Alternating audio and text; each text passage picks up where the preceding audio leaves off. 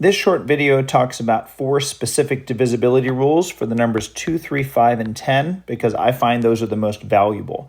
There are divisibility rules for 6s and 9s. There might even be one for a 7. You could Google those and look them up, but 2, 3, 5, and 10 are the most common that I run into on a regular basis. Now, the rules for divisibility are in the middle of the screen here. You can take a moment and read each one of those. They are very simply straightforward facts. As long as you meet the criteria, then a number divides into another number. And I have 4 examples here. You can look at this video as much as you need. But I have 4 specific examples, the red and the 3 blues, and let's take a look at them. First, the red one. Is 137 divisible by 3? Well, the rule for 3 is the sum of the digits, 1 plus 3 plus 7, has to be a multiple of 3. Well, 1 plus 3 plus 7 is 4 plus 7 is 11. And 11 is not a multiple of 3. Multiples would be like 3, 6, 9, 12, and so on. 11 is not one of those things, so I would say no, it's not divisible by 3. 3 does not go into it evenly without a remainder. All right, next one down. The blue one is 45 divisible by 3.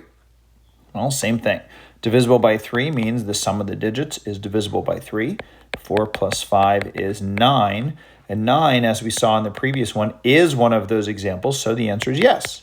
All right, and what could you do with that? You could actually divide 45 by 3 and get 15, and you could say 45 is the same as 3 times 15. And that could help you in a variety of ways, sometimes making a factor tree in order to simplify a fraction, and so on. Is 53 divisible by 10? The rule for 10 is up here. It ends in a 0. Well, this one does not end in a 0. There's very little math to do. We simply say no, it is not divisible by 10, so it does not divide in without a remainder. And is 630 divisible by 5? The rule for 5 is right here. It ends in a 0 or 5. Well, sure it does. So we could go ahead and say yes. And if all we needed to do is say yes or no, we'd be done.